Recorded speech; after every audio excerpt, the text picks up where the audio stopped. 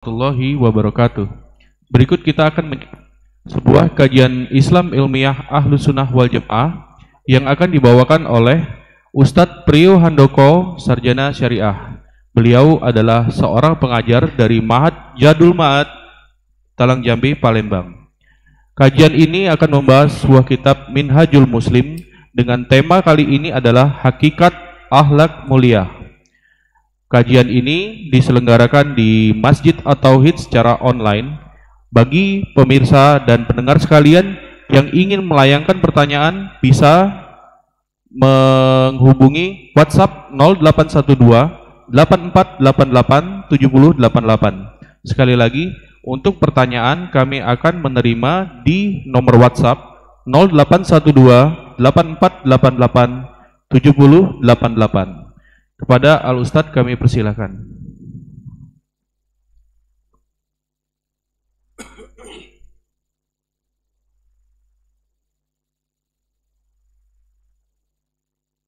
Bismillahirrahmanirrahim. Assalamualaikum warahmatullahi wabarakatuh.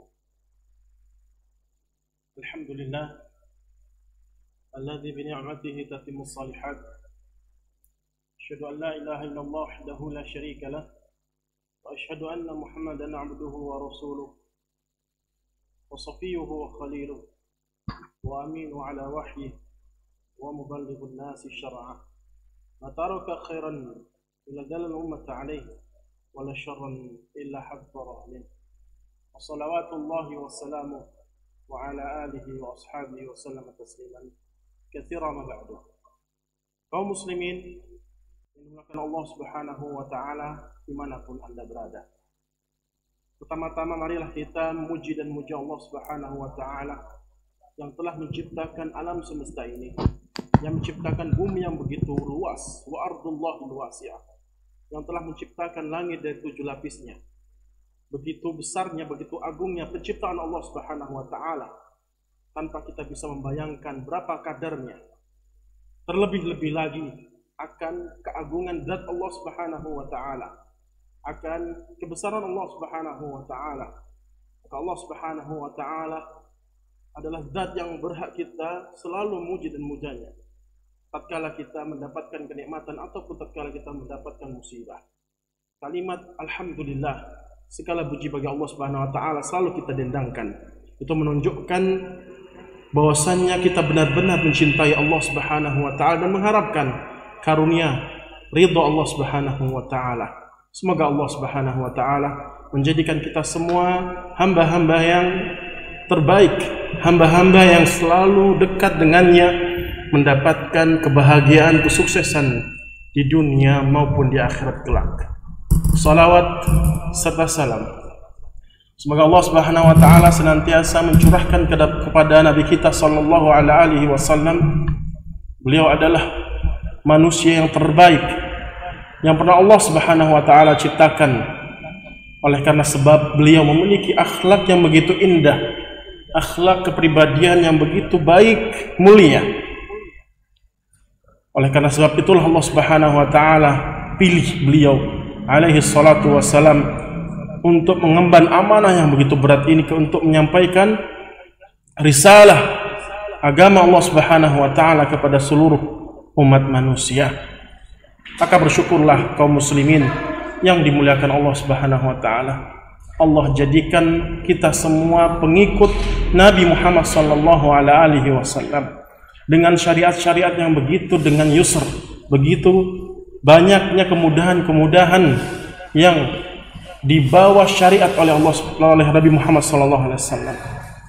Apabila kita hidup ditakdirkan Allah Subhanahu wa taala menjadi pengikut umat-umat sebelum Nabi SAW, amatlah berat. Begitu banyak cobaan-cobaan yang mereka hadapi sampai-sampai dikatakan oleh Rasulullah SAW, kebanyakan pengikut nabi-nabi, rasul-rasul sebelum beliau, Nabi kita tercinta SAW, mereka diuji dengan begitu banyak cobaan beratnya, cobaan untuk mengemban, untuk menjalankan ibadah kepada Allah Subhanahu wa taala. Kata Nabi sallallahu alaihi wasallam, yu'ta rajulun Didatangkan pada saat itu seorang laki-laki pengikut Nabi dan Rasul, yang mana mereka disiksa, diazab oleh musuh-musuh Allah dan Rasulnya. Fayu'ta bi amsyad wa yumashitu bi juludihim, yang mana mereka didatangkan kepada mereka gergaji. Yang gergaji tersebut digunakan untuk membelah dua pengikut nabi-nabi sebelum Nabi kita sallallahu alaihi wasallam. Dan kulit-kulit mereka dikerik dengan sisir dari besi. Bentuk cobaan, bentuk siksaan yang ditimpakan kepada pengikut Nabi kita, pengikut sebelum Nabi kita Muhammad sallallahu alaihi wasallam. Maka bersyukurlah kepada Allah Subhanahu wa taala, begitu banyaknya kemudahan yang Allah berikan kepada kita semua sebagai umat Nabi sallallahu alaihi wasallam. Kaum muslimin yang dimuliakan Allah Subhanahu wa taala, ini adalah pertemuan yang kedua kaitannya dengan pembahasan tentang materi yang begitu agungnya tentang akhlak mulia. Bahwasanya telah kita sampaikan pertemuan pertama tentang keutamaan-keutamaan ataupun beberapa poin besar akan keutamaan akhlak mulia. Begitu banyaknya keutamaan-keutamaan kita mempelajari atau berusaha untuk menjadi hamba-hamba yang memiliki akhlak mulia, tapi kita cukupkan dengan poin besarnya saja, yaitu pertemuan pertama kemarin adalah 3 poin besar tentang keutamaan akhlak yang mulia. Pada kesempatan kali ini, insya Allah kita akan membahas tentang hakikat akhlak mulia. Seperti apa sih bentuk-bentuknya, konsekuensi dari pembelajaran, pendidikan tentang akhlak mulia. Maka kita akan membahas tentang makna dari akhlak itu sendiri. Sebagaimana yang telah kita sampaikan di pertemuan pertama kemarin, bahwasanya eksistensi barometer pembahasan tentang akhlak yang mulia itu adalah amalan, bentuk amalannya, bukan hanya sekedar pengetahuan saja. Saya tahu kalau seorang Islam, seorang mukmin itu diperintahkan untuk berkata-kata yang baik saja, berkata-kata yang jujur, berbuat baik kepada manusia. Saya tahu, tapi ternyata hanya di lisan saja, hanya di bibirnya saja. Justru dia melakukan, beramal dari kebalikan apa yang dia katakan. Perkataannya begitu keji, perbuatan yang begitu jauh menyimpang dari keinginan Allah dan Rasulnya. Maka eksistensi dari akhlak yang mulia adalah bentuk amalannya. Jadi tatkala seorang hamba mempelajari buku-buku, kitab-kitab tentang akhlak yang mulia, di situ dia diberikan motivasi untuk beramal, berusaha untuk mengamalkan ajaran Nabi alaihi salatu wassalam. Maka ketahuilah, ada sebuah hadis yang begitu mulia diriwayatkan oleh Imam Bukhari dari sahabat Abu Sufyan radhiyallahu taala anhu, yang mana hadis tersebut menunjukkan pentingnya pelajaran akhlak yang mulia dan keterkaitan antara tauhid, dakwah yang didakwahkan oleh Nabi dan Rasul di awal-awal dakwah mereka. Karena tidaklah ketika kita mengajarkan manusia tentang agama ini, kecuali pertama yang harus kita sampaikan adalah mentauhidkan Allah Subhanahu wa taala, mengesahkan Allah Subhanahu wa taala, menjauhi segala macam bentuk peribadatan, pengagungan kepada selain Allah Azza wa Jalla. Hadisnya begitu panjang, oleh karena sebab percakapan antara Abu Sufyan ketika sebelum masuk Islam, percakapan Abu Sufyan sebelum beliau radhiyallahu taala anhu masuk Islam dengan Herakl, atau diterjemahkan dalam bahasa Indonesia Heraklius, tapi secara bahasa Arab Herakl adalah raja di zaman tersebut, yang mana ketika Abu Sufyan masuk ke kerajaannya, bertemu dengan Herakl. Maka Herakl ingin mengetahui apa sih dakwah Nabi kita SAW di Mekah pada saat itu. Beliau ingin mengetahui secara spesifik apa saja yang diajarkan oleh Nabi Muhammad SAW kepada umatnya, kepada penduduk Mekah. Maka kata Herakl kepada Abu Sufyan, beliau mengatakan, "Wa madza ya'murukum? Wa madza ya'murukum? Atau bimadza ya'murukum?" Wahai Abu Sufyan, sebelumnya dimulai dengan percakapan yang begitu panjang, kita ambil poin penting dari pembahasan kita. Apa yang dikatakan, apa yang ditanyakan oleh Herakl kepada Abu Sufyan? Wahai Abu Sufyan, apa yang diperintahkan oleh Nabi Muhammad SAW kepada kalian, kepada penduduk Mekah? Kepada penduduk Mekah. Abu Sufyan pada saat itu kondisinya tatkala menjawab pertanyaan Herakl, kondisinya dalam keadaan musuhnya Nabi Muhammad SAW. Musuh. Ingat, perlu digarisbawahi kaum muslimin yang Allah SWT, hadis ini adalah hadis dari Abu Sufyan. Beliau mengatakan hal tersebut tatkala membenci Nabi SAW dan dakwah Islam. Ingat, di sini kita bisa ambil kesimpulan pujian musuh Nabi SAW. Pujian apa? Musuhnya Nabi SAW, yaitu Abu Sufyan. Dan beliau mengakui akan kedermawanan akhlak Nabi SAW. Nanti kita bahas, ada beberapa poin penting yang dijelaskan oleh para ulama tentang cara-cara kita untuk menjadi seorang hamba yang memiliki akhlak yang mulia, atau bagaimana sih caranya kita mudah untuk memiliki akhlak yang mulia. Nanti kita sampaikan beberapa poin tentang kiat-kiat, poin-poin mudahnya seorang hamba untuk menjadi hamba yang baik, yang berakhlakul karimah. Salah satunya adalah bertanya akan kepribadian kita, tingkah laku kita kepada musuh kita. Menurut kamu bagaimana? Misalkan ada musuh nih, atau mungkin Anda merasa dimusuhi seseorang. Orang tersebut terlihatnya tidak suka, bencilah dengan Anda. Ketika Anda dekati, ketika Anda ngajak ngomong, kok kayaknya gimana gitu. Tanya dia. Atau kalau nggak bisa tanya langsung, minta tolong teman Anda untuk menanyakan dia terhadap akhlak yang Anda miliki. Maka kalau dia katakan bahwasanya Anda begini begitu, maka di situ kita bisa mengambil pelajaran kekurangan kita yang kita bisa ambil dari musuh-musuh kita. Abu Sufyan, saking baiknya, bagusnya akhlak Nabi SAW, Abu Sufyan pada satu musuhnya Nabi SAW mengakui akan kebaikan, kedermawanan Nabi SAW. Akan tetapi Abu Sufyan masih berat dengan ajaran nenek moyang dia, sehingga beliau masuk Islam tatkala Fathul Mekah. Maka apa yang dijawab oleh Abu Sufyan tatkala ditanya Herakl akan ajaran Nabi SAW?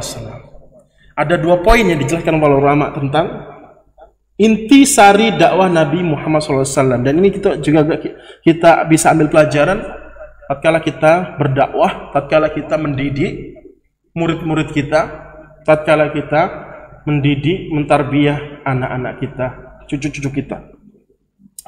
Kemudian Abu Sufyan mengatakan, "Fadzakarta annahu ya'murukum an ta'budullah wa la tusyriku bihi syai'a wa yanhaakum an ibadatil awthan wa ya'murukum bis shalah was-sidq wal afaf." Beliau, yaitu maksudnya Abu Sufyan Muhammad SAW, Nabi SAW, dia mengajarkan kepada kami, kepada penduduk-penduduk Mekah, untuk menyembah Allah Subhanahu Wa Taala saja, untuk menyembah, beribadah, berkorban hanya kepada Allah Subhanahu Wa Taala saja, karena pada saat itu banyak sekali ausan, sesembahan-sesembahan penduduk Mekah, banyak. Nah, kami disuruh, diperintahkan untuk menyembah ilah Tuhan yang satu saja. Itu yang kami nggak setuju, ibaratkan kan gitu. Jadi Nabi SAW memerintahkan hanya beribadah kepada Allah Subhanahu Wa Taala saja, dan tidak menyekutukan, mendatangkan tandingan selain Allah Azza wa Jalla. Jawaban Abu Sufyan ini bisa kita tarik kesimpulan bahwasanya ini adalah poin tentang tauhid akidah yang benar. Apa akidah yang benar? Semua ibadah, perbuatan, amal soleh hanya untuk Allah Azza wa Jalla. Poin apa? Tauhid. Kedua, beliau Nabi Muhammad SAW, kata Abu Sufyan selanjutnya, memerintahkan, menyuruh kami untuk berkata jujur. Ini perhatikan, berkata apa? Jujur. Atau sebelumnya sholat ya, wa ya'murukum bis sholat. Untuk diperintahkan kami untuk sholat, dan diperintahkan kepada kami untuk berkata jujur. Jujur. Berarti dikenal sebelumnya banyak penduduk Mekah yang tidak amanah, berkata dusta. Tapi kita diperintahkan untuk berkata jujur. Dan ini diakui oleh musuh-musuh Nabi SAW. Kalau Nabi SAW itu adalah rajulun amin, laki-laki yang penuh dengan amanah. Musuh saja mengakui Nabi SAW. Apa? Begitu indahnya akhlak Nabi SAW. Jangan seperti kita, hanya diakui oleh teman-teman dekat kita saja akan kebaikan kita. Seharusnya apa? Diakui pula kebaikan-kebaikan kita, akhlak kita oleh musuh-musuh kita. Dan juga kami diperintahkan untuk berperilaku yang terpuji, menjauhi segala macam bentuk kekejian, sifat-sifat yang tercela. Dan kami pula diperintahkan untuk wasilah, untuk menyambung tali kekerabatan, tali silaturahim, kekerabatan satu rahim. Ini menunjukkan bahwasanya apa? Sebelumnya banyak juga penduduk Mekah yang memutuskan hubungan rahim mereka. Kemudian beliau juga mengatakan watruku ma yaqulu aba'ukum, dan tinggalkanlah statement-statement, argumen-argumen, perkataan-perkataan yang menyimpang dan bertentang dengan agama Islam dari perkataan-perkataan nenek moyang kalian. Dari kalimat ini atau jawaban kedua dari Abu Sufyan menunjukkan bahwasannya ini adalah poin kedua setelah dakwah tauhid yang diajarkan oleh Nabi SAW tentang akhlak yang mulia, akhlak yang baik. Inilah hakikat akhlak yang mulia. Syariat Islam, Allah dan Rasulnya memberikan porsi yang besar, perhatian yang besar terhadap akhlak yang mulia. Bukan hanya saja memberikan motivasi untuk beramal, motivasi untuk melakukan perbuatan-perbuatan baik. Bukan hanya sampai di situ saja. Juga di dalam agama Islam dijelaskan, disampaikan, diajarkan kepada kita semua hal-hal yang menyimpang, sifat-sifat, perbuatan-perbuatan yang menyimpang dari agama Islam. Dan ini juga kita bisa menjadikan uslub itu metode yang bisa kita gunakan untuk mendidik murid-murid kita, teman kita juga bisa, atau anak dan cucu-cucu kita. Uslub apa itu? Jangan hanya memerintahkan kepada anak kita, murid kita, teman kita hal-hal yang baik saja. Jangan sampai stop di situ. Jangan sampai hanya memerintahkan yang baik-baik saja. Tapi diiringi dengan ajaran-ajaran, peringatan-peringatan untuk menjauhi perbuatan-perbuatan maksiat, perilaku-perilaku menyimpang. Misal kita punya anak, ya, kita katakan kepada dia, kita nasihati kepada dia, nak, kamu harusnya jadi anak yang baik, yang soleh, rajin ibadah, pinter, harus ranking terus. Hanya sampai di situ saja nasihat orang tua kepada anaknya, maka uslub ini kurang benar, kurang baik. Dia juga harus memperhatikan hal yang lain. Misal terjadi bahwasanya anaknya betul-betul pintar, apa yang dinasihatkan dikabulkan, terjadi ataupun dimiliki oleh anak tersebut, apa yang dinasihatkan oleh orang tuanya, akan tetapi dia di sisi lain melakukan perbuatan-perbuatan yang jelek. Bertambah banyak anak-anak yang baik, anak-anak yang soleh ibadahnya, banyak ibadah, pintar, tetapi dia melakukan penyimpangan-penyimpangan agama. Maka seharusnya kita sampaikan kepada dia sesuatu yang dilarang oleh agama Islam. Maka para sahabat zaman dahulu, banyakkan para sahabat bertanya tentang kebaikan-kebaikan, bertanya tentang amalan soleh. Kalau tidak salah Abu Musa al-Ash'ari, saya agak lupa, mengatakan bahwasanya kuntun nas, aku pernah atau dulu kanan nas, pada saat itu para sahabat bertanya tentang kebaikan-kebaikan. Akan tetapi aku berbeda dengan yang lain, yaitu berbeda kalau mereka banyak bertanya tentang kebaikan-kebaikan, tetapi aku bertanya tentang keburukan. Kata beliau, pertanyaan-pertanyaan yang aku sampaikan kepada Nabi SAW tentang keburukan itu bukan ingin kuamalkan, tetapi agar aku jauh dari tahu kalau ini lubang yang dalam yang bisa membahayakan diriku, sehingga aku bisa menjauhinya. Satu para ulama salaf mengatakan bahwasanya araftu syarra la li syarri. Aku mengetahui keburukan, jadi kita belajar misalkan adab akhlak tentang keburukan-keburukan nih. Bukannya kita belajar keburukan akhlak, keburukan ataupun adab-adab yang jelek, bukan kita ingin mengamalkannya, tetapi apa? La li syarri walakin li tawaqi. Akan tetapi untuk kita jauhi, kalau itu tidak boleh. Nah, di situ bahwasanya Nabi SAW menjelaskan kepada kita semua tentang kebaikan dan keburukan. Salah satunya adalah diriwayatkan oleh Imam Bukhari pula dari istri Nabi SAW, Ummul Mukminin Aisyah radhiyallahu taala anha. Nabi SAW mengatakan, Inna syarrun nas, sesungguhnya seburuk-buruk manusia. Sesungguhnya apa?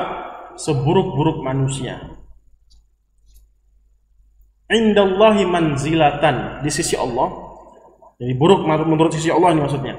Buruk di sisi Allah Subhanahu wa taala, kedudukan dia ini adalah man tarakahun nasu ittiqa'a syarrihi.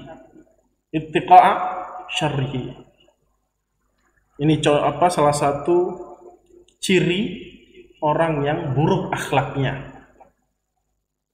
Apa kata Nabi SAW? Sesungguhnya manusia yang paling buruk akhlaknya, paling jelek perilakunya di sisi Allah Subhanahu wa taala, kedudukannya adalah dia yang dijauhi oleh manusia, ditinggalkan oleh manusia, dibenci oleh manusia.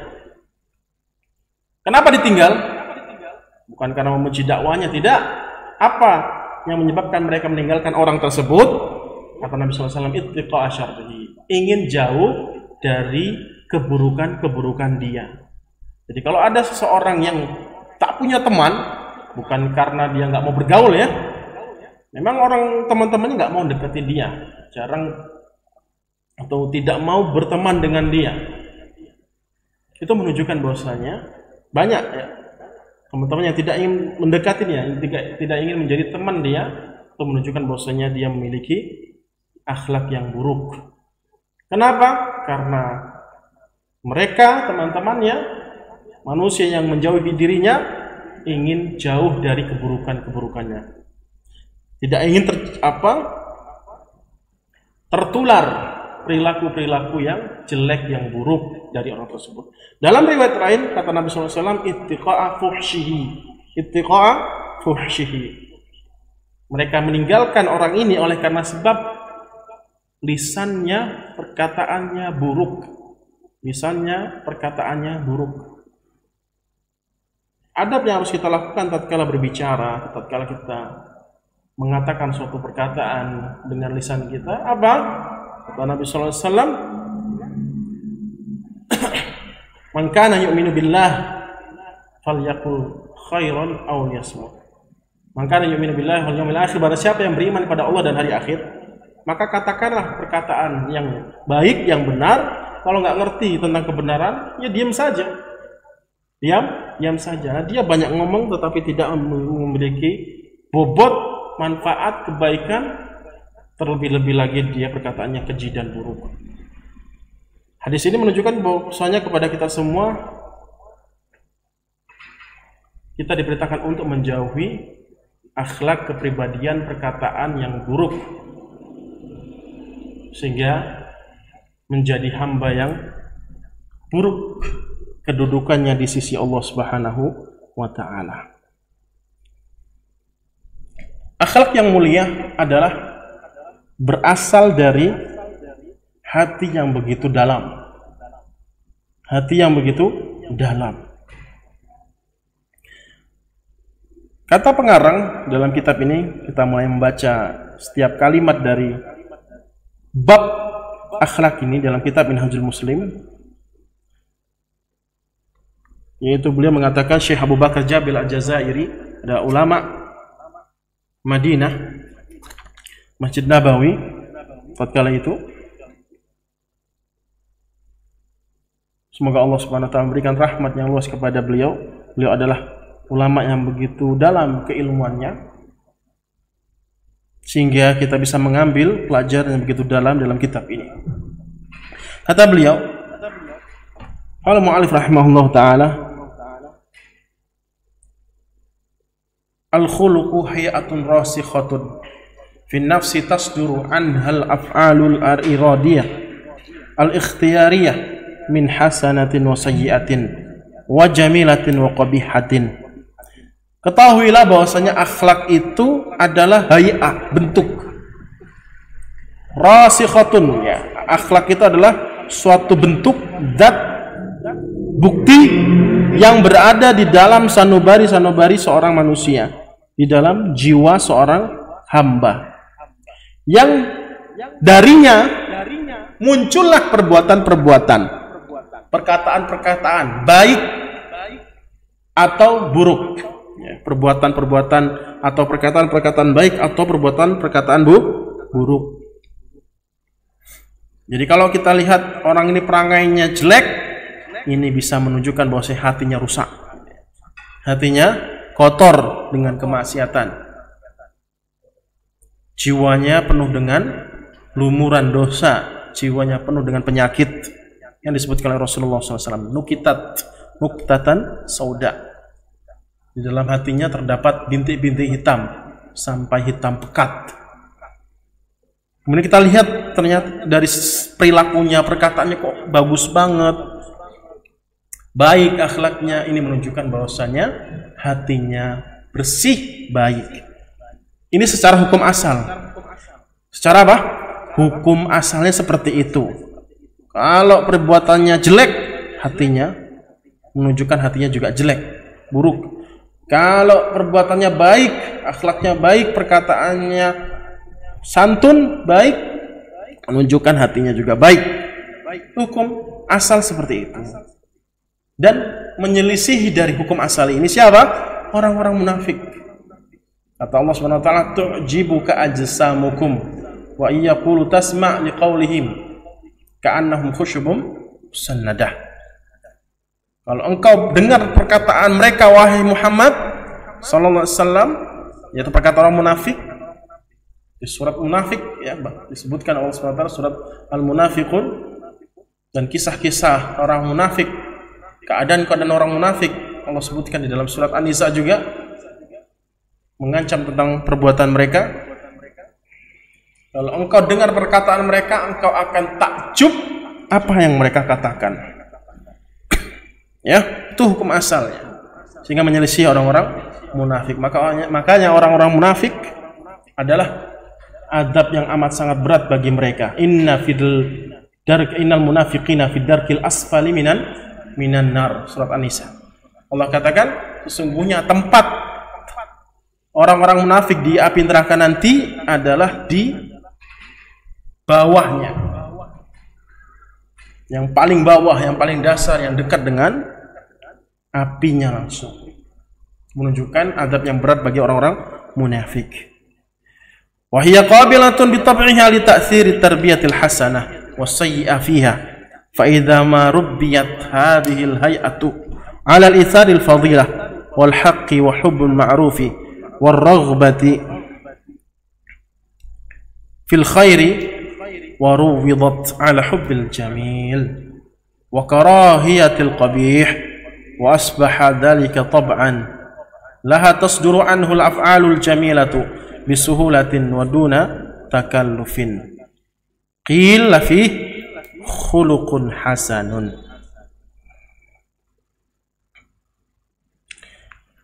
Beliau katakan,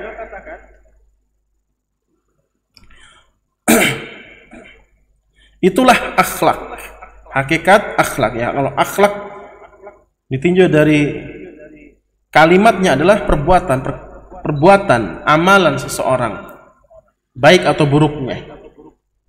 Nah, jiwa itu kata beliau, saya singkat saja, tidak saya sebutkan perkataannya, per kalimatnya, saya ringkas mengambil poin pentingnya.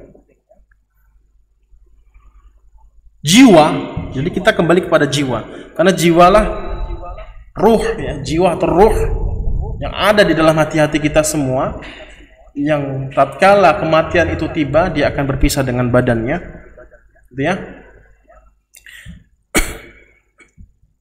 Kalau dibiarkan, enggak, ini yang nanti ini. Kalau dididik, dilatih,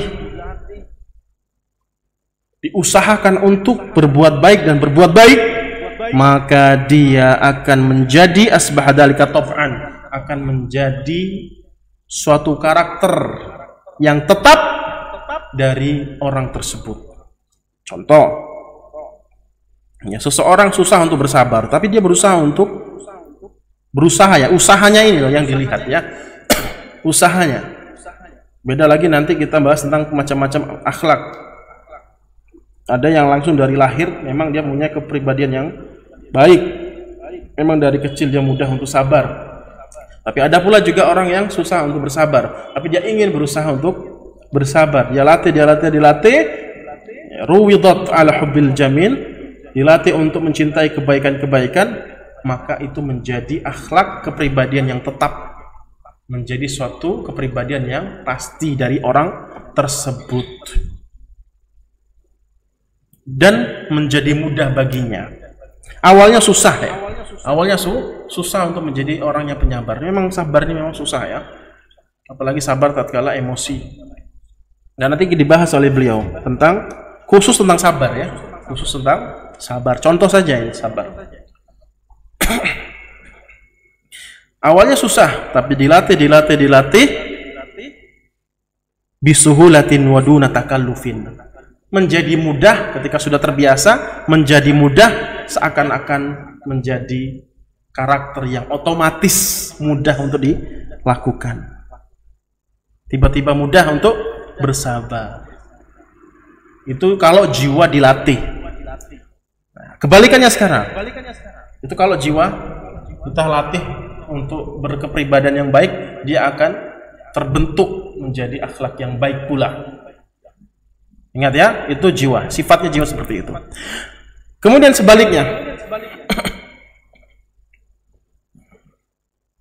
wa ma ila dzalika minal fadail khuluqiyah, kama annaha idza uhmilat falam tuhadda bitahdhiba allaiqa biha wa lam yu'na bitanmiyati anasiril khairi al-kaminah fiha aw rubbiyat tarbiyatan sayyi'atan hatta asbaha al-qabihu mahbuban laha wal jamilu makruhan indaha wasaratir radailu wan naqaisu minal aqwali wal af'ali tasduru anha biduni takallufin. Ini sebaliknya nih. Kalau minimal kalau jiwa itu dibiarkan begitu saja, dibiarkan itu maksudnya tidak kita jadikan, kita didik menjadi jiwa yang baik. Karena jiwa itu kata Allah Subhanahu wa taala dijelaskan para ulama bahwasanya ada jiwa syarirah, ada jiwa khairi atau khairiyah. Jiwa yang buruk, jiwa yang baik. Nah, kalau jiwa itu dilatih dan dilatih, maka dia akan insya Allah dengan izin Allah SWT menjadi kepribadian yang baik dan perbuatannya akan baik, lisannya akan baik pula. Tetapi kalau dibiarkan begitu saja, maksudnya kita tidak latih menjadi atau untuk berusaha berkepribadian baik, kita biarkan begitu saja, kita tidak pedulikan ya. Ini minimal ya, tidak kita pedulikan, maka dia akan ditarik oleh setan, dia akan digoda oleh setan si jiwa tadi, sehingga secara tidak sengaja jiwa tersebut menjadi jiwa yang syarirah, jiwa yang buruk, akhlak yang buruk. Terlebih-lebih lagi dilatih, ya, memang betul-betul dia kepingin kebiasaan untuk melakukan suatu keburukan. Kenapa seperti itu? Karena setan, jin atau iblis, setan telah berjanji kepada Allah Subhanahu wa taala dan Allah tangguhkan dan Allah izinkan dari permohonan iblis pada Allah Subhanahu wa taala untuk ditangguhkan untuk menguji, memberikan godaan-godaan kepada manusia. Kata setan, iblis, qala fa bima aghwaytani la'aqudanna lahum siratakal mustaqim thumma la'atiyannahum min bayni aydihim wa min khalfihim wa an aymanihim wa syama'ilihim wa la tajid aktsarum syakirin. Surat Al-A'raf ayat 16-17. Kata iblis pada Allah Subhanahu wa taala, aku akan datangi mereka untuk menyesatkan dia dari jalanmu yang lurus. Aku akan datangi dari depan mereka, min baini aydihim wa min khalfihim, dari belakang mereka, wa an aymanihim, dari kanan, wa syama'ilihim, dari kanan kiri mereka. Jadi setan itu akan menyerang kita dari segala penjuru, depan, belakang, kanan, kiri. Wala tajidu aktsarum syakirin, dan engkau wahai Allah Subhanahu wa taala tidak akan menjumpai mereka, kebanyakan dari mereka yang bersyukur kepadamu. Maksudnya sedikit dari manusia ini yang akan menjadi hamba-hambamu yang soleh. Dan itu telah terbukti. Kita lihat, kita sensus mana yang ramai di masjidkah atau di malkah, di pasarkah, mana atau berapakah yang betul-betul menjadi hamba yang baik dan berapakah hamba-hamba yang jauh dari perilaku perbuatan yang baik. Dalam ayat ini disebutkan oleh para ulama, Imam Ibnu Katsir mengatakan bahwasanya tadi apa? Depan, belakang, kanan, kiri. Depan, belakang, kanan, kiri. Segala penjuru kita diserang. Segala penjuru diserang. Kecuali apa? Bawah dan atas. Kenapa nggak dikatakan di atas? Karena kata para ulama, atas itu ya, tidak ada. Silakan dibuka surat Al-A'raf ayat 16-17. Dia tidak mengatakan aku akan datangi mereka, itu manusia, dari atas mereka untuk menggoda jiwa-jiwa mereka untuk melakukan perbuatan-perbuatan menyimpang dari jalanmu, ya Allah Subhanahu wa taala. Dia tidak katakan itu, tapi dari depan, belakang, kanan, kiri. Kenapa? Karena atas itu adalah turunnya wahyu Allah Subhanahu wa taala. Cahaya Allah itu dari atas. Dari atas. Sehingga dia enggak berani menyerang manusia dari atas. Itu kesimpulan para ulama. Ini menunjukkan bahwasanya apa? Kita ambil kesimpulan yang lain bahwasanya apa? Menunjukkan bahwasanya pengakuan iblis setan kalau Allah itu berada di mana? Di atas.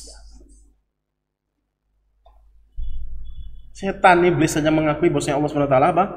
Ada di atas. Ini ada sekelompok bagian manusia yang mengatakan Allah tidak memiliki 6 arah. Tidak ada di kanan, kiri, atas, belakang, bawah. 6 arah. 1, 2, 3, 4, 5, 6. Munazzahun an jihatil sittah. Bersih dari tidak, Allah itu tidak di 6 arah. Kalau tidak di 6 arah berarti tidak ada. Sesuatu yang tidak ada tidak memiliki apa? Arah. Dan sesuatu yang ada pasti memiliki arah. Saya teringat kisah antara Al-Imam Juwaini dengan kisah Imam Al-Hamadani. Imam Al-Juwaini adalah sebelumnya itu beliau bermadhabkan Murji'ah. Murji'ah. Jahmiyah yang mengatakan Allah itu tidak di atas atau tidak di mana-mana. Kanan kiri maksudnya tidak 6 arah. Yang penting Allah itu ada di mana-mana saja.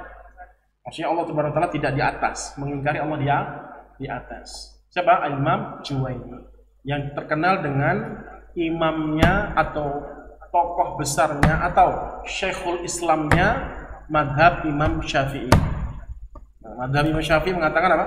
Allah di atas. Sebelum dia masuk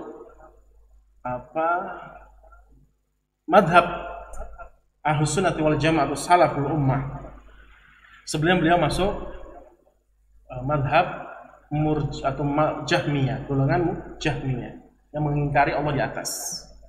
Kemudian datanglah kepadanya seorang imam besar Mekah, yaitu Imam Al-Hamadani. Akhirnya singkatnya mereka berdua berdiskusi. Sehingga Imam Hamadani melontarkan beberapa pertanyaan kepada Imam Al-Juwaini. Ada 2 pertanyaan yang dilontarkan kepada Imam Juwaini kepada Imam Hamadani kepada Imam Juwaini. Pada saat itu Imam Juwaini mendustakan Allah kalau Allah itu di atas. Apa kata Imam Hamadani? Arifni anil adami, wahai Al-Juwaini, jelaskan, terjemahkan makna sesuatu yang tidak ada. Makna sesuatu yang tidak ada. Makna sesuatu yang tidak ada. Kalau tidak ada, kan dijawab oleh Imam Juwaini mengatakan kalau tidak ada berarti tidak di 6 arah. Betul ya? Tidak di 6 arah. Contoh misalkan saya punya mobil Fortuner, saya katakan seperti itu. Memang saya tidak ada, cuma ngomong-ngomong saja. Dan pada hakikatnya saya tidak memiliki mobil Fortuner, tapi saya katakan seperti itu. Maka silakan Anda cari mobil Fortuner tersebut di rumah saya, di tempat saya, pasti tidak ditemukan. Kenapa? Karena zatnya tidak ada kepemilikan mobil tersebut. Maka mobil Fortuner adalah sesuatu yang tidak ada dari kepemilikan saya. Kenapa? Karena tidak ada arahnya. Misalkan kalau ada arahnya, mobil Fortuner mana? Di situ, di baratnya saya misalkan, di timurnya saya. Oh, berarti mobil itu memiliki arah, gitu ya. Memiliki apa? Arah. Berarti Allah tidak ada arah dong, atau berarti Allah tidak ada dong. Kamu kan katakan bahwasanya Allah itu tidak di atas, dan kamu katakan bahwasanya Allah tidak ada di 6 arah. Allah tidak ada di 6 arah. Berarti Allah tidak ada. Nggak bisa jawab, terdiam dia, bingung. Pertanyaan kedua kata Imam Hamadani. Pertanyaan kedua, coba sampaikan, jelaskan kepada saya itu kalau doa pasti tangannya ke atas, gini. Kenapa lah gitu ya kalau kita Indonesia kan? Kenapa lah? Sebabnya. Kenapa nggak diputar-putar kanan kiri atas bawah, katanya Allah di mana-mana? Kira-kira bisa jawab? Tidak bisa jawab. Al-Imam Juwaini pada saat itu. Apa yang dikatakan oleh Al-Imam Juwaini? Hayyarani hamadani, hayyarani hamadani, hayyarani hamadani. Hamadani buat aku bingung, hamadani buat aku bingung, hamadani buat aku bingung. 3 kali. Sehingga dia kaji lagi, dia belajar lagi. Alhamdulillah Allah SWT berikan hidayah kepada beliau yang berkeyakinan bermadhab Ahlus Sunnati wal Jamaah, madhab salatul ummah. Nah, itu salah satu kisah. Jadi ayat ini menunjukkan bahwasanya syaitan iblis mengakui Allah SWT di atas. Nah, jiwa kalau tidak kita didik, nah syaitan yang akan langsung nyerang. Terkadang kita itu nggak merasa mereka itu musuh. Misalkan musuhnya manusia datang ke rumah kita, ya pasti kita lawan. Sekuat kita, semampu kita untuk melawan musuh yang berwujud tadi, itu manusia. Sekuat mungkin kita lawan dia, betul ya? Nggak mungkin dia pukulin kita diam saja, kan goblok itu maksudnya. Nah ini setan yang memang tidak terlihat, iya memang tidak terlihat, tapi wujud dari pemikirannya, ya, doktrinnya ada. Minal jinnati wan nas, dari golongan jin dan manusia. Tapi kita tidak merasa kalau dia ini musuh, sehingga apa saja serangan-serang yang dilontarkan oleh syaitan kita lepas begitu saja, kita terima. Seharusnya kita lawan gitu loh. Dengan apa? Dengan berusaha untuk mempelajari akhlak yang mulia. Nah, kalau kita tidak didik jiwa ini untuk mencintai kebaikan, kata beliau, tidak kita didik gitu, malah kita biarkan untuk berbuat jelek, berbuat buruk, hatta asbahal qabih mahbuban laha wal jamilu makruhan laha indaha. Sampai-sampai jiwa ini, akhlak ini, kepribadian ini, badan ini mencintai keburukan, membenci kebaikan. Terbalik, ya, terbalik. Mencintai keburukan, saya kayak seneng gitu berzina, kayak seneng itu minum khamr, judi, enak banget kayaknya. Ya, kenapa yang enak-enak itu diharamkan? Ya memang enak, kenapa? Karena dihasil oleh syaitan. Huffatil jannatu bimakari wa huffatil naru bisyahawat, kata Nabi sallallahu alaihi wasallam. Jadi yang kebaikan dibenci, keburukan dicintai. Nah itu singkat tentang hakikat akhlak yang mulia atau sifat dari jiwa ini. Sifat dari jiwa ini. Nah, sebenarnya masih panjang. Saya tutup dengan salah satu syair yang sangat terkenal kaitannya dengan jiwa. Jadi akhlak yang, jadi kita harus tahu nih, akhlak ini baik atau buruknya itu berangkatnya dari mana? Terminal awalnya itu dari mana? Harus kita ketahui dulu. Sehingga kita apa? Bisa dan mudah untuk menjadi hamba yang baik, berperilaku yang soleh. Yaitu dari mana? Jiwa, kata beliau. Jiwa yang rostiqoh, jiwa yang di dalam hati kita. Salah satu ulama syair mengatakan, dan syair ini sangat terkenal sekali, menjelaskan tentang kesedihan jiwa. Kalau kita bahasakan seperti itu. Ya khadimal jismi, kam tashqa li khidmatihi. Ini bait pertama. Wahai pembantunya, pelayannya badan. Wahai pelayan, pembantunya badan. Kam tashqa li khidmatihi. Betapa banyak, betapa beratnya usaha yang kau usahakan untuk melayaninya. Nya kembali kepada badan. Banyak yang diusahakan oleh pelayan tersebut untuk melayani badan. Kira-kira siapa itu? Jiwa, ruh. Jadi manusia ini ada dua zat, ruh dan badan. Jiwa ini juga disebut dengan ruh. Dan ruh ini ilmunya sangat sedikit. Hanya Allah Subhanahu wa taala yang mengetahui tentang hakikat wujud ruh. Ya, kita saja nggak ngerti ruh itu seperti apa kan gitu, malah di dalam tubuh kita kan aneh gitu ya. Itu menunjukkan bahwasanya bukan kita yang menciptakan diri kita, tapi Allah Subhanahu wa taala. Buktinya apa? Ada orang yang meninggal dunia, barusan dia ngobrol-ngobrol, barusan dia bergaul dengan kita, tapi Allah sudah panggil, tidak bisa bangun lagi, tidak bisa ngomong lagi. Itu menunjukkan bahwasanya ruhnya sudah terpisah. Ini bukti nyata akan kebenaran Al-Quran dan hadis. Betapa banyak usaha yang kau usahakan untuk melayani badan. At'abta nafsaka fima fihi khusran. Saya pertama kali dengan syair begitu tersentuh dan sedih sekali. Bait yang kedua, betapa payahnya, betapa capeknya engkau dari usaha yang engkau lakukan untuk melayani badan. Melayani apa? Badan. Akan tetapi apa? Usaha yang engkau usahakan berbuah khusron, berbuah kerugian. Berbuah apa? Kerugian. Apa kerugiannya? Dia sudah berusaha jiwa ini untuk melayani badan, yang menggerakkan tubuh. Ya. Kita bisa bergerak, bisa berkedip, bisa berbicara. Itu juga sebab karena ada ruh di dalam tubuh kita, ada jiwa di dalam tubuh kita, sehingga badan kita bermanfaat. Badan kita bermanfaat. Apakah Anda mau menikahi seorang wanita atau laki-laki yang tidak ada ruhnya, mati gitu ya?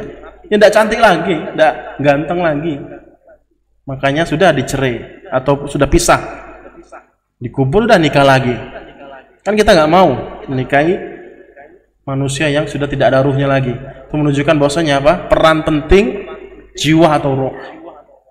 Dia sudah berusaha untuk mengorbankan melayani badan untuk mendapatkan kesusahan, untuk mendapatkan kerugian. Itu di dunia, nanti juga di alam kubur. Di alam kubur, di alam barzakh, di akhirat, yang disiksa itu apa? Badan dan ruh juga. Yang diberikan kenikmatan itu juga badan dan ruh di dalam alam barzakh atau alam akhirat. Nah, di sini kita bisa memiliki kesimpulan bahwasanya peranan penting jiwa, ruh dalam kepribadian seorang anak Adam. Allahu ta'ala alam. Semoga yang sedikit ini bermanfaat kepada saya pribadi dan kaum muslimin sekalian. Silakan kalau ada yang ingin ditanyakan.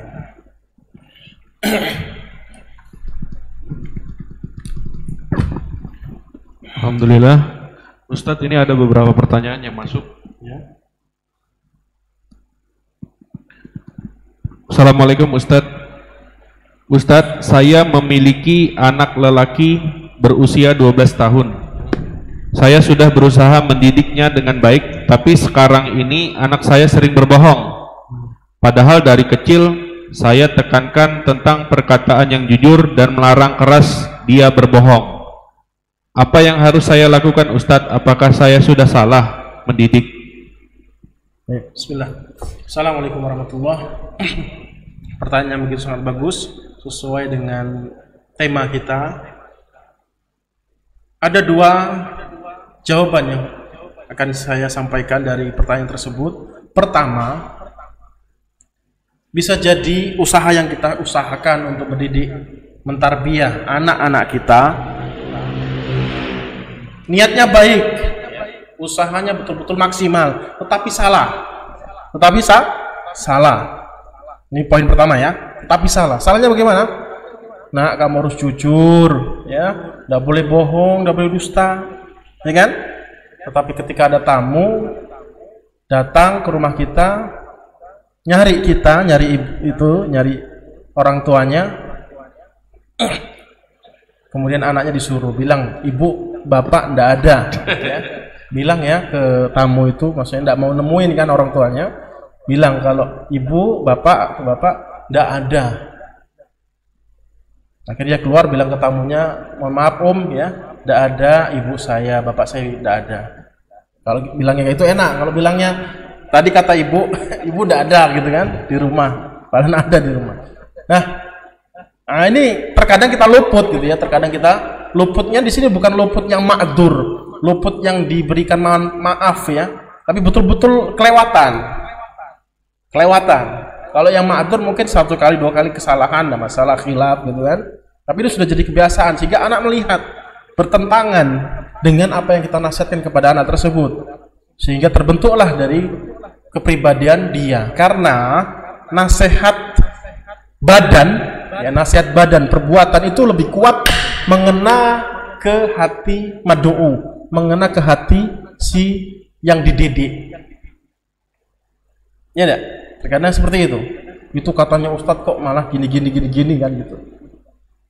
Ya kan susah kita mengikuti kebaikan seseorang dari perkataan-perkataannya ternyata dia tidak melakukan hal tersebut. Nah, Nabi SAW dua-duanya lengkap. Lisannya, ilmu yang beliau sampaikan sempurna, begitupun akhlaknya, perbuatannya menunjukkan ilmu yang beliau SAW sampaikan. Ini poin pertama. Jadi tolong diintrospeksi diri, dikoreksi lagi. Gimana sih saya dulu mendidiknya? Apakah salah atau benar? Kelihatannya sih baik gitu ya. Atau tanya langsung kepada yang pakarnya. Bisa jadi apa yang Anda lakukan itu salah. Seorang Ustaz saya ngajarin anak saya itu seperti ini. Nanti di situ dijelaskan apakah salah atau benar sesuai dengan Al-Quran atau hadis atau tidak. Yang kedua,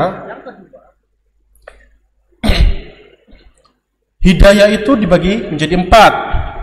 Ada yang dibagi menjadi 4. Ya.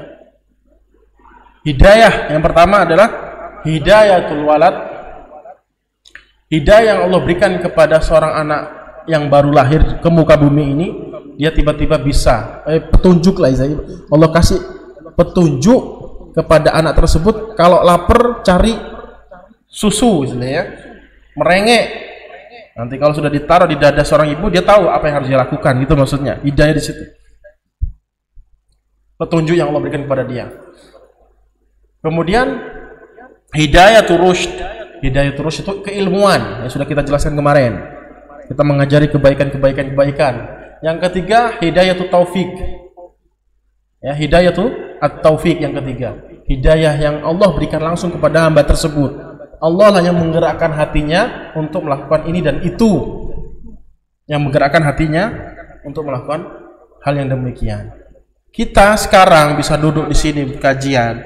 Kita yang sekarang buka HP, membuka kajian-kajian untuk mencari, menggali kebaikan, mendengarkan kebaikan, bukan serta-merta itu adalah perbuatan kita sendiri gitu ya. Tanpa taufik dari Allah, tidak. Allah yang memberikan kekuatan Anda, iradah kepada Anda, kemauan kepada Anda, kemampuan, keinginan kepada Anda untuk hadir di sini, untuk mengkaji, ikut belajar, membuka HP-nya untuk melihat, mendengarkan kebaikan-kebaikan. Itu Allah berikan di situ, taufik namanya. Yang keempat adalah hidayah yang Allah berikan di akhirat kelak. Itu ada yang membagikan 4. Tetapi yang jadi pembahasan kita adalah yang 2 dan 3. 2 dan 3, hidayah rusyd dan hidayah at-taufik.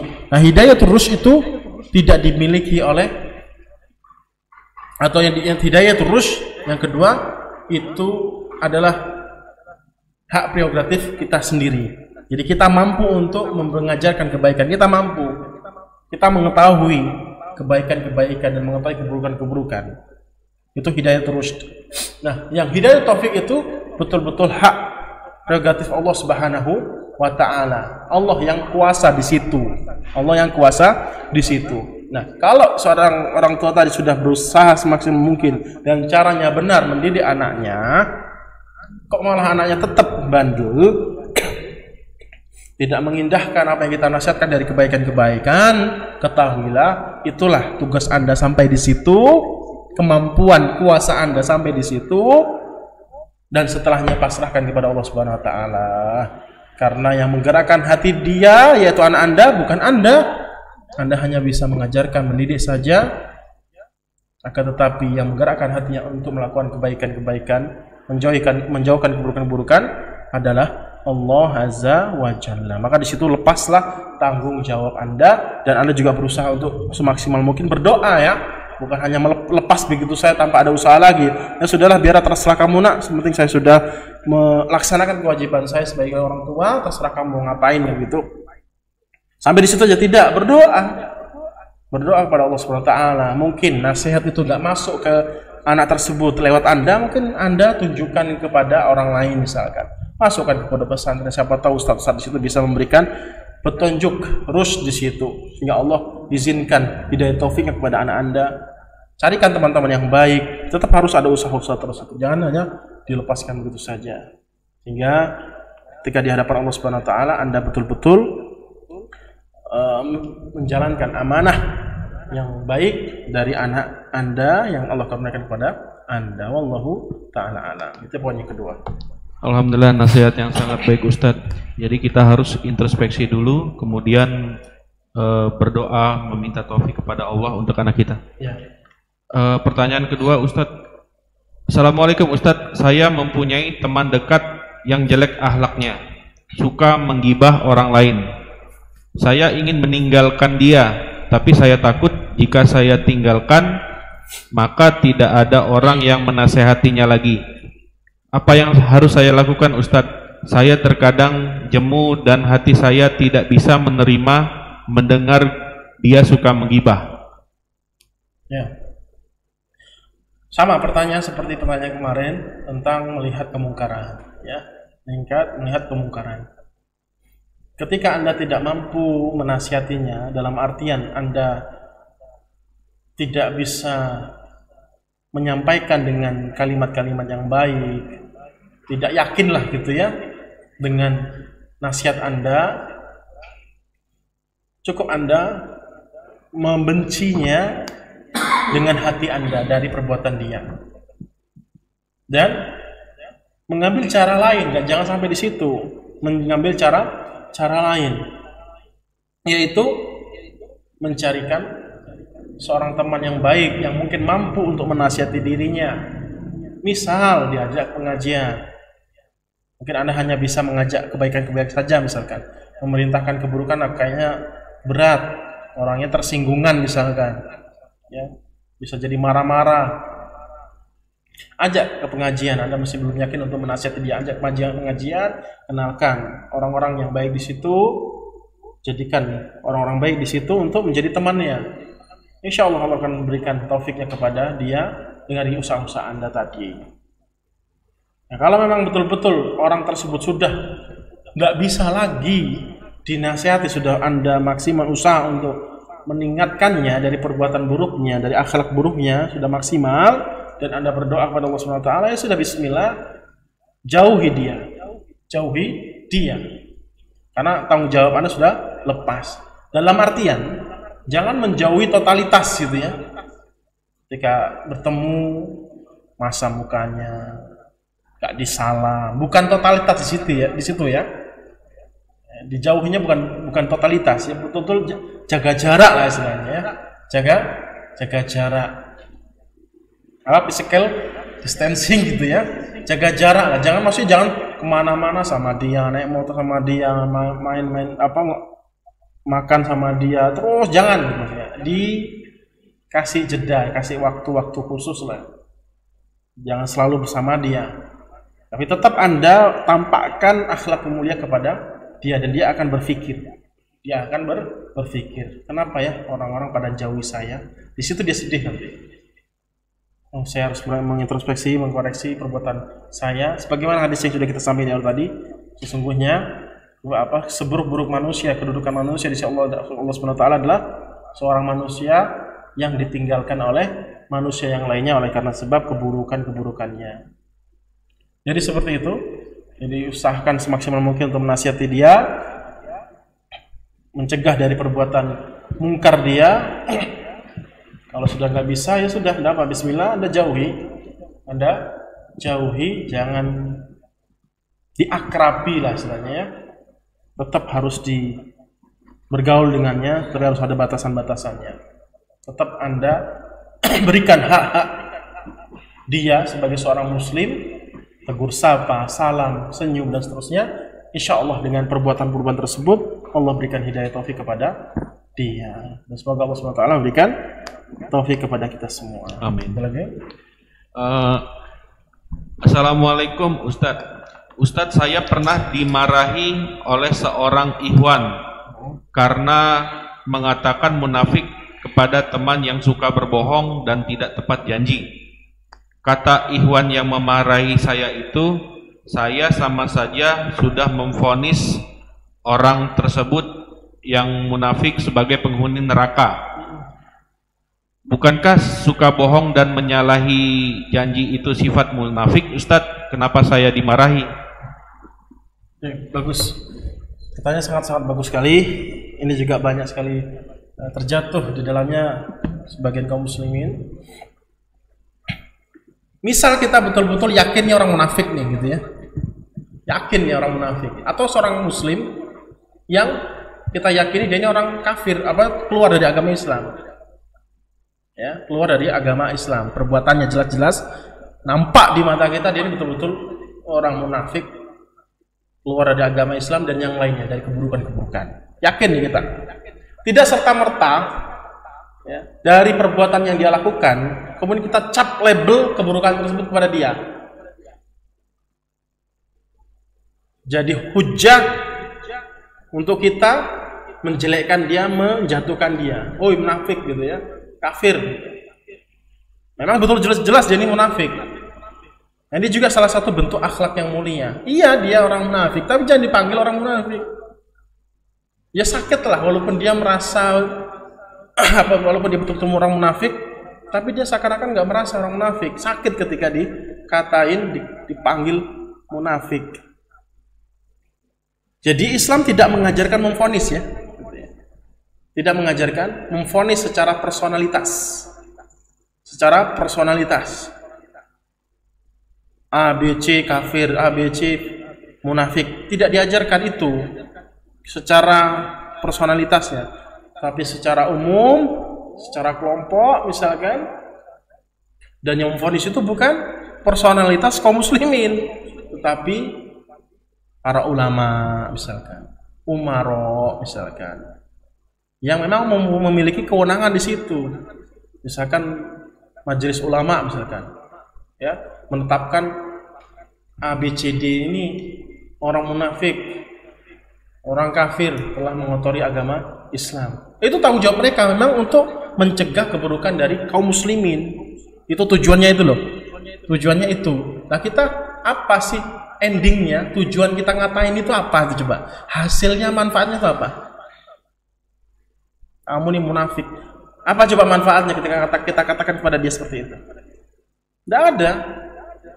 Maka berat, memvonis itu berat, dan bahkan ada buku khusus untuk membahas ini. Bahwa betul takfir. Ada buku bahwa betul takfir. Bukunya sangat tebal. Di situ dijelaskan beratnya hukum memvonis. Dan yang layak memvonis adalah para ahlinya.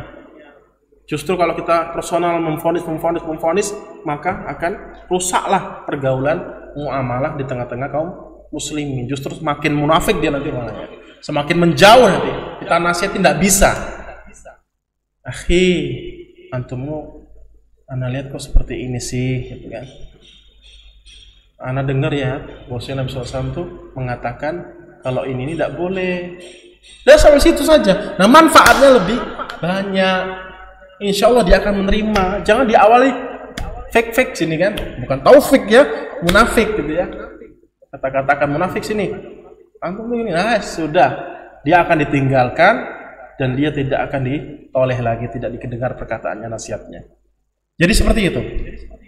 Sebagaimana yang dikatakan oleh Rasulullah SAW adalah kaidah yang begitu indah sampai perkara ini dibahas dalam agama Islam. Dibahas dalam agama Islam. Masalah apa? Perkataan, pergaulan, muamalah sama manusia. Coba carikan kepada saya satu agama selain agama Islam yang lengkap ajarannya seperti agama Islam. Sempat-sempatnya kalau kita bahas itu Islam membahas ini gitu loh. Pergaulan antara manusia, belum lagi membahas itu, bahas ini, bahas itu, bahas ini. Kalau kita membahas agama Islam secara mendalam, kita akan betul-betul mengatakan Islam adalah agama yang hak, yang benar. Teringat ketika saya di bangku kuliah, ya, ketika saya kuliah belajar bersama para ustadz yang berkompeten dalam masalah agama. Setiap kuliah terkadang kita menangis. Ada sebagian yang menangis. Teman-teman yang belajar kuliah juga. Dengarkan dosen yang ngomong nangis di situ, nangis takut nilai jelek. Betul-betul mengenal kalimat-kalimatnya. Kita nikmat di situ, kuliah itu nikmat. Nikmat yang tidak bergantikan dengan dunia beserta isinya. Kenapa kita disitami dengan cahaya dari Allah Rasul? Kita diberikan ucapan-ucapan Al-Quran, hadis, begitu banyak faedah hikmah terlebih untuk hidup di dunia dan ya. Itu indah masalah membahas tentang luasnya ajaran agama Islam. Maka bersyukur Allah SWT. Allah SWT memberikan hidayah kepada kita semua. Baik orang-orang yang jauh dari Allah SWT. Pilih sedikit dari banyak yang miliar triliunan manusia. Allah pilih kita sedikit dari manusia untuk ibadah kepada Allah, untuk mencintai Allah SWT. Rasulullah SAW mengatakan, "Man Allah di akhihi, barang siapa yang mengatakan kepada saudara, ya kafir, mengatakan kepada saudaranya, ya kafir ini, atau orang munafik fik sini, sampai kalimat-kalimat yang jelek, nisbatan yang buruk, faqad ba'a ahaduhuma." Bisa jadi perkataan kembali kepada orang yang memanggil kalau tidak benar. Misalkan dia tidak benar, orang ini betul masih soleh, jauh dari kata munafik. Dia panggil munafik, orang tersebut akan kembali kepada yang mengatakan munafik. Ingat, Islam tidak mengajarkan memvonis. Maksudnya memvonis adalah tugasnya para umara dan ulama yang tujuannya adalah mencegah keburukan di tengah-tengah kaum muslimin. Ada pertanyaan lagi Ustaz, kali ini Ustaz, suami saya sebenarnya baik hati, tapi mudah marah jika ada hal yang dia tidak suka. Apakah dia termasuk golongan yang berakhlak baik atau buruk kategorinya Ustaz? Coba jawab lagi awal-awal. Suami saya sebenarnya baik hati, tapi mudah sekali marah jika ada hal yang dia tidak sukai. Ya. Jadi manusia itu baik dari segi manusia yang berakhlakul karimah, baik dari segi manusia yang berakhlakul fasidah, akhlak yang jelek, itu bertingkat-tingkat kebaikannya, bertingkat-tingkat keburukannya, gitu. Ya tawafatun, bertingkat-tingkat. Makanya surga neraka juga bertingkat-tingkat. Gitu. Karena setiap manusia berbeda-beda karakternya. Ada yang mungkin akhlak mulianya sampai kelas standar, pertengahan, sampai yang tinggi. Begitupun juga orang-orang yang buruk akhlaknya. Sehingga di surga, di neraka juga bertingkat-tingkat pula. Maka saya jawab bahwasanya Anda sebagai seorang istri tidak juga diperintahkan untuk memvonis. Tadi juga pertanyaannya itu apa? Apakah suami saya berakhlak mulia gitu ya? Itu sekarang kan memvonis gitu ya. Memvonis apa? Memvonis orang ini berakhlak mulia, padahal masih banyak perbuatan-perbuatan buruk di situ. Begitupun sebaliknya. Tapi tugas Anda adalah memperbaiki. Jangan sibuk dengan suami saya ini orangnya baik apa enggak ya, akhlaknya baik apa enggak ya. Jangan berfokus di situnya. Itu finalnya itu ya, endingnya di situ. Tapi berusaha untuk memperbaiki. Memperbaiki. Suami istri itu seperti gelas dan air gitu ya. Seperti gelas dan air. Kalau airnya nggak penuh ya diisi dengan air yang penuh, jangan sampai berlebihan, meluber. Nah, bisa jadi memang kelihatannya baik misalnya, tapi ada waktu-waktu hal-hal yang dia tidak kuat di situ sehingga dia emosi ketika dia melihat sesuatu yang dia benci misalnya. Maka Anda perbaiki. Ketika dia marah, misalkan ketika dia marah dari apa yang dia benci, yang dia lihat dari yang dia benci tadi sehingga dia marah. Kalau apa yang dia benci itu sesuatu yang dibenarkan oleh syariat, maka bagus marah di situ. Tapi marahnya juga harus ada batasannya, tidak mau istri, banting piring, mecahin piring dan seterusnya. Tidak. Marah di sini hanya sekedar benci. Kemudian mengambil tindakan untuk mencegah perbuatan itu dari yang dia lihat di hadapannya. Jadi dilihat apa yang dia benci gitu loh, baik atau buruk. Kalau baik dia benci, dia marah, wajar, bagus. Malah seperti itu. Misal kemungkaran yang ada di dalam rumah tangganya, anaknya melakukan suatu kemungkaran, istrinya melakukan suatu kemungkaran, dia marah, memang harus marah, tapi juga harus ada batasannya. Sehingga Anda jangan melakukan sebab-sebab yang menyebabkan suami Anda marah. Baru di situ, kalau misalkan apa yang dibenci itu dibenarkan syariat ya, kalau yang dia benci itu tidak dibenarkan syariat, dia nasihati, dijelaskan, sampaikan jadi dan begitu, dan berusaha berdoa pada Allah Subhanahu wa taala, terus berusaha mengisi kekosongan suami Anda dari perbuatannya, dari amalannya. Di situ insya Allah akan terjadilah hubungan suami istri yang sakinah mawaddah dan rahmah. Jadi hidayah hanya milik Allah Subhanahu wa taala, jangan Anda paksakan. Jadi bisa jadi suami Anda mungkin level akhlak mulianya, kebaikannya tidak standar atau tidak sempurna, masih banyak yang dia langgar, maka Anda berusaha untuk memaksimalkan kebaikan kepada suami Anda sehingga suami Anda betul-betul di atas akhlakul karimah. Alhamdulillah. Ini ada pertanyaan dari Abu Raihan. Ustadz, saya pernah mendengar bahwa akhlak Nabi adalah Al-Quran. Maksudnya apa Ustadz? Silakan dilihat video sebelumnya atau rekaman perdana. Di situ sudah saya jelaskan hadis yang diriwayatkan oleh Aisyah radhiyallahu taala anha, seperti apa sih akhlak Nabi SAW. Maka Aisyah menjawab, akhlak Nabi SAW adalah Al-Quran. Itu lengkapnya di situ, dilihat lagi, dicek lagi, diputar lagi penjelasan saya selengkapnya gitu ya. Saya jelaskan singkat saja.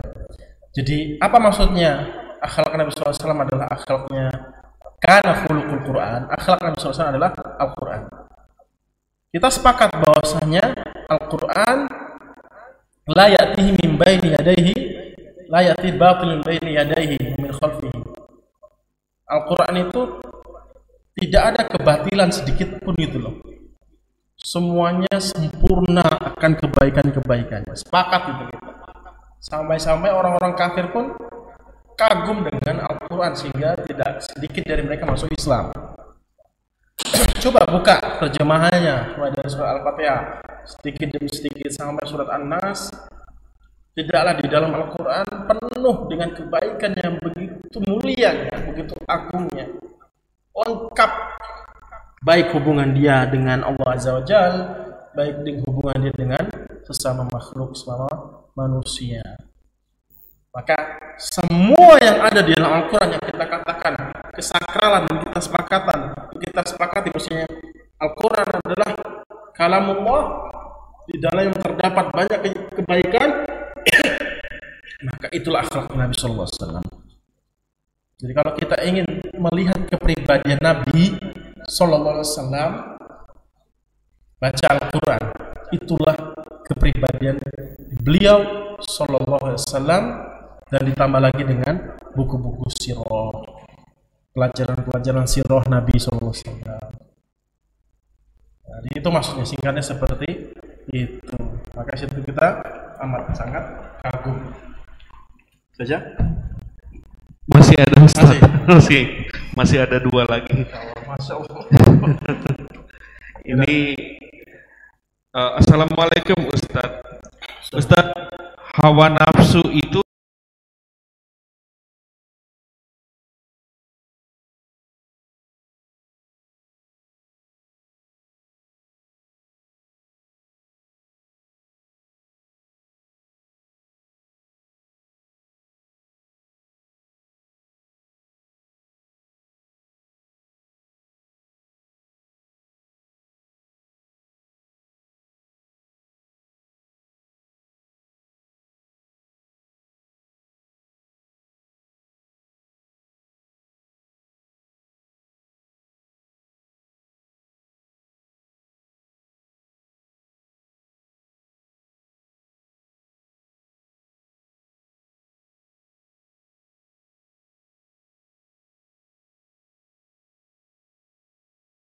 apakah merupakan sifat dari jiwa ataukah jiwa itu sendiri? Jadi sudah kita jelaskan, ada yang dikatakan oleh Rasulullah SAW, hadithun nafs, hadith an-nafs. Hadithun nafs adalah Rasulullah Nabi SAW mengatakan, di dalam hati manusia itu, jiwa manusia itu ada yang namanya hadithun nafs. Malam yatakallam au ya'mal bihi. Selama tidak diungkapkan dan tidak dilakukan. Apa hadithun nafs itu? Bisa baik atau buruk. Bisa baik atau buruk. Misal, terkadang juga kita rasakan terkadang ya, lagi nyantai-nyantai tiba-tiba di dalam hati itu terbetik sesuatu yang jelek, ya kan? Ya enggak? Terbetik dalam hati sesuatu yang baik. Nah, terbetik ini adalah namanya hadithun nafs dalam agama kita. Nah, itu tidak dicatat, tidak diganjari kebaikan atau keburukan selama tidak dikatakan, tidak dilakukan. Contoh misalkan, enak banget kayaknya minum khamr, dalam hati itu ngomong ya, belum diomongin. Enak banget ya rasanya. Terbetik aja di dalam hati, maka tidak dicatat keburukan. Tapi kalau diomongin, aduh, ya sedap banget kayak minum khamr itu ya, enak banget minum anggur itu ya. Caknya lihat orang-orang di pinggir itu senang-senang gitu. Sudah kita katakan maka tercatat keburukan dari lisan kita. Atau lagi dilakukan. Begitu pun sebaliknya, kebaikan. Pengen sholat duha dalam hati. Sholat duha. Tapi tidak ada himmah. Himmah itu betul-betul kepengen diamalkan. Beda lagi dengan himmah ya. Ini kalau kita bahas tentang bab adab nanti dijelaskan gitu. Sebelumnya ini kan bab adab, ini akhlak akidah, adab, akhlak. Nah, adab itu saya jelaskan. Pernah saya jelaskan di salah satu tempat kajian tentang adab. Di situ saya sampaikan ada namanya niat, himmah, hadithun nafs. Nah, himmah itu betul-betul kepengen diamalkan, tetapi ada kendala, lupa bisa jadi. Ini tadi contohnya kebaikan. Kepengen sholat duha, sholat sunnah misalkan dalam hati. Hanya sekedar terbetik saja, maka tidak diganjari pahala. Hanya sekedar terbetik. Tapi kalau ada himmah, betul-betul greget kepingin dikerjain gitu, kemudian lupa atau sibuk bisa jadi lupa, tidak sempat dikerjakan, maka dia mendapatkan pahala sempurna, satu kebaikan sempurna. Kenapa? Karena ada himmah di situ, ada tekad bulat untuk mengamalkan hal tersebut. Kalau hanya sekedar terbetik saja, maka dia tidak mendapatkan pahala dari kebaikan misalkan. Gitu ya.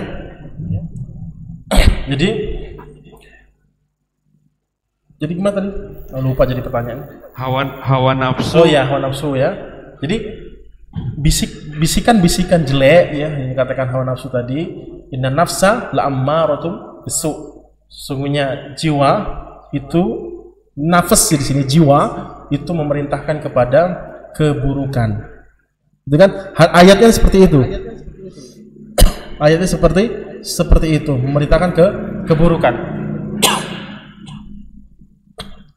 Maka saya katakan bahwasanya sudah dijawab di awal-awal kajian kita.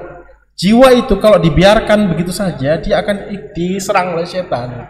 Pasti kan keburukan itu. Makanya jiwa itu ada syariroh, ada khairiyah. Jiwa yang buruk, jiwa yang jelek. Nah, kalau jiwa yang tidak dididik, tidak diajarkan kebaikan, dia akan syariroh, dia akan buruk. Kenapa? Setan tidak mungkin istirahat. Tidak ada liburnya setan iblis itu untuk menggoda kita, ada liburnya. Tidak ada tanggal merahnya, tidak ada cutinya, ada cuti bersama untuk tahun ini nggak ganggu manusia, tidak ada. Terus sampai kita betul-betul kita lagi istirahat, lagi tidur yang kita nggak sangka-sangka, setan terus nyerang. Nggak berdoa misalkan, setan nyerang, mimpi buruk, mimpi jelek. Ini waktu kita istirahat ya, dia nyerang. Tidak ada istirahatnya. Nah, kalau jiwa kita nggak kita latih, diserang. Itu maksudnya inna nafsa la'ammaratun bisu. Maksudnya jiwa itu membisikkan keburukan-keburukan dan juga ada hasil dari syaitan. Sehingga kita di sini kita ada ambil andil di sini. Kita punya kuasa untuk melatih jiwa kita. Kalau kita biarkan maka kita yang tanggung jawab, bukan setan karena bisikin, enggak. Tapi kita yang bertanggung jawab, dan mereka nanti lepas tangan di neraka nanti. Lepas tangan. Allah taala. Berarti itu hawa nafsu itu berarti sifat dari jiwa ya Ustaz? Ya, sifat, betul. Yang diserang, dibisikkan oleh setan sehingga jiwa itu terdidik untuk buruk. Nah, kalau kita nggak didik pasti buruk. Kalau kita didik, insya Allah dengan izin Allah SWT dia akan menjadi baik. Alhamdulillah. Pertanyaan terakhir Ustadz, ini agak melenceng dari tema. Ustadz, bolehkah berkurban dengan hewan betina? Boleh saja.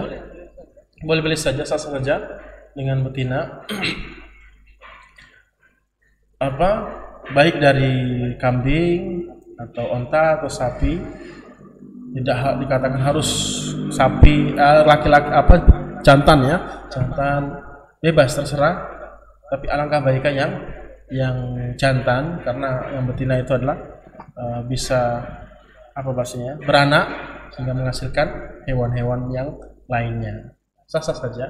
Jadi kalau misalkan kambing satu orang maksudnya, sapi atau onta, kalau onta boleh berserikat 10, kalau sapi 7, kalau kambing 1 ya, dan boleh pahalanya dibagi-bagi seperti itu, boleh dibagi. Yang kita lihat sekarang yaitu tadi kebanyakan onta, sapi yang berserikat karena mungkin lebih mahal ya.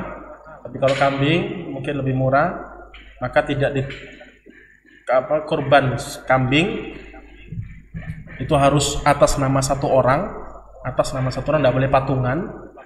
Tapi kalau memaksakan untuk patungan, maka misalkan 2 orang nih patungan untuk satu kambing misalkan, maka harus dipilih salah satunya atas nama siapa, tapi orang ini diikut sertakan amalannya, yaitu amalan sedekahnya, bukan amalan kurbannya, karena dia memberikan sumbangan untuk ke si A ini sehingga bisa beli kambing 1 utuh atas nama dia dan diikut sertakan pahala sedekahnya. Boleh saja ya patungan di sini, tapi niatnya bukan 2 orang untuk 1 kambing. Kalau sapi, onta boleh berserikat, boleh banyak orang. Seperti itu. Allah Ta'ala.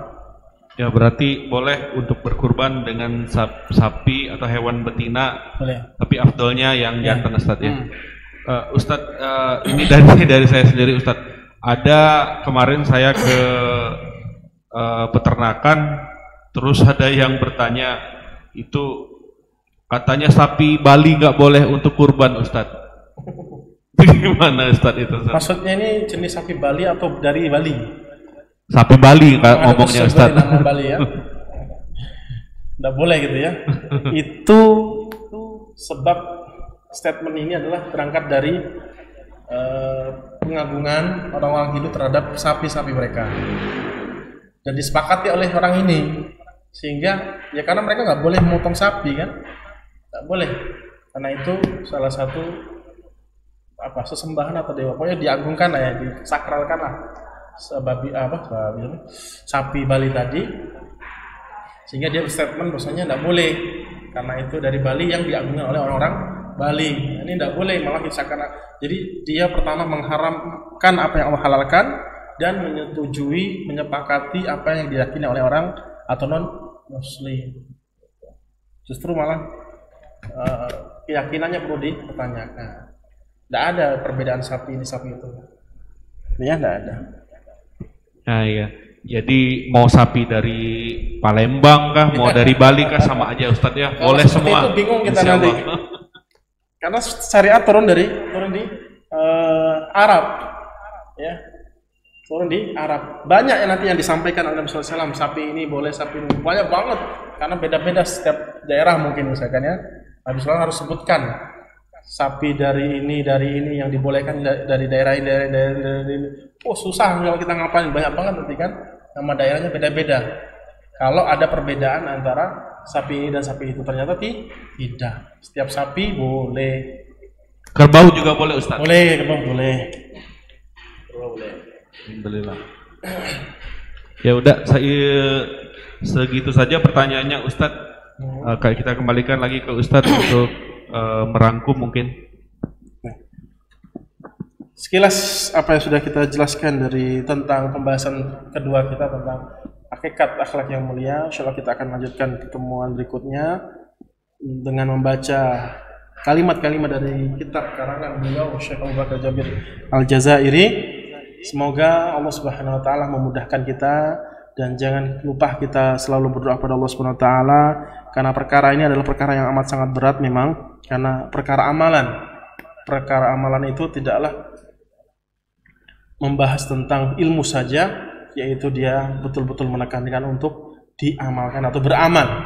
Sehingga ketika kita ingin beramal butuh kekuatan, dan kekuatan itu tidak lain tidak bukan kecuali dari Allah Azza wa Jal, dan berusaha untuk berdoa kepada Allah Subhanahu wa taala. Semoga Allah Subhanahu wa taala menjadikan kita manusia-manusia yang berakhlakul karimah seperti akhlaknya Nabi alaihi salatu wassalam, sehingga kita dapat masuk surga bersama Nabi sallallahu alaihi wasallam dan minum di telaga Nabi sallallahu alaihi wasallam. Mungkin itu saja yang bisa kita sampaikan. Wa akhiru da'wana alhamdulillahirabbil alamin. Wassalamualaikum warahmatullahi wabarakatuh.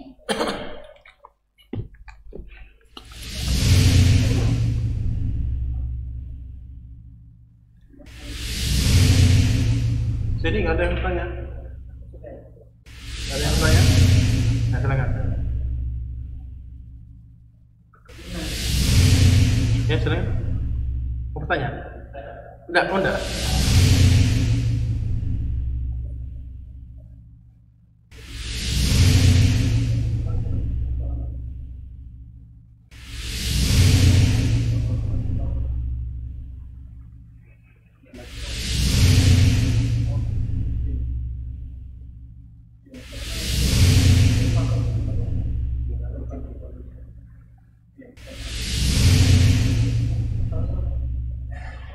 Kita